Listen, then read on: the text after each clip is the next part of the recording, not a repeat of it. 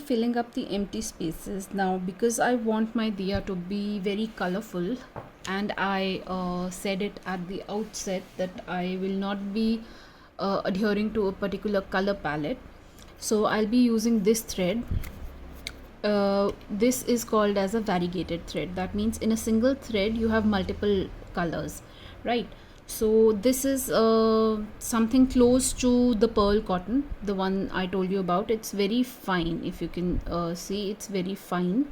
So I'll be using this, and the stitch we will be using is basically a mix of both satin stitch and long and short stitch. So because we now just have to fill in the empty space, what you can also do is that all of this empty space you can use again the same chain stitch to fill it up as well, because I want a gradation in the texture, because this is already raised, this segment is already raised. Right now I want some fineness in the background. Bring out your thread and follow the contours of your design.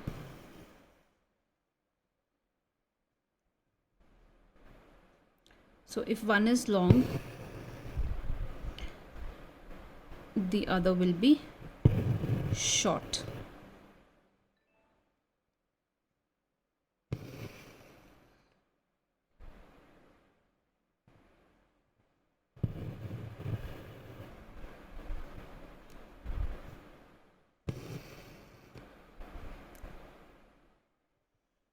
There are multiple ways to fill up spaces. You can use any of those ways.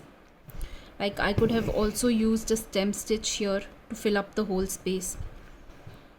So it's basically whatever you're comfortable with.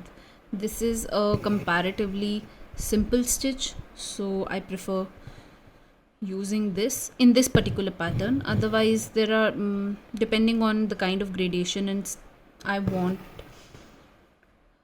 or how big the piece is, because this is comparatively a smaller piece, so I can easily use this stitch to fill up the space. If it were a bigger space, I might have chosen something else.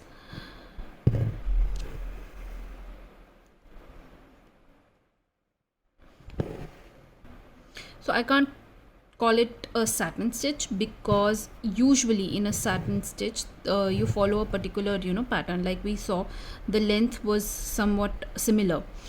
In long and short, depending on how you want it, how much space you want to fill, so that is why it's called a long and short stitch, this one, the one that I'm doing, and not a satin stitch. Again, because I want a gradation, and this is a thinner thread. If you have only 6 stranded thread, you can pull it off and create take out 3 strands and then use it.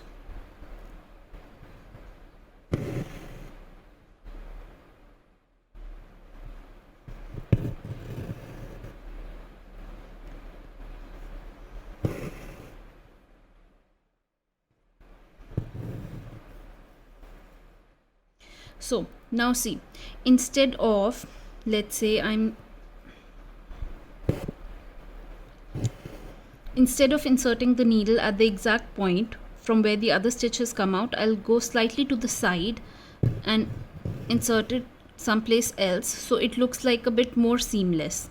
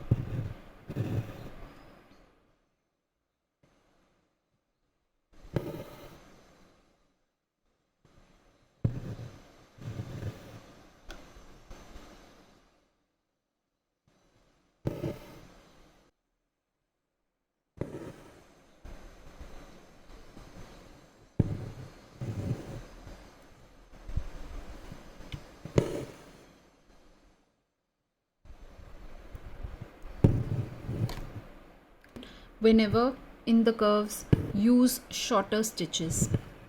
That makes any kind of gradation look much more smooth.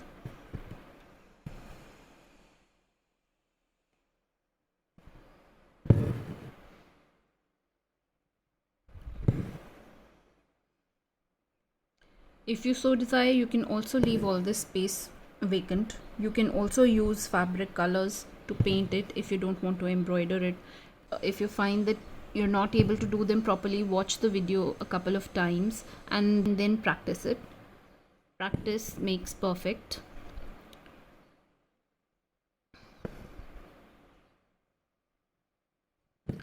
Fill up any empty spaces so that it looks much more neat and tidy.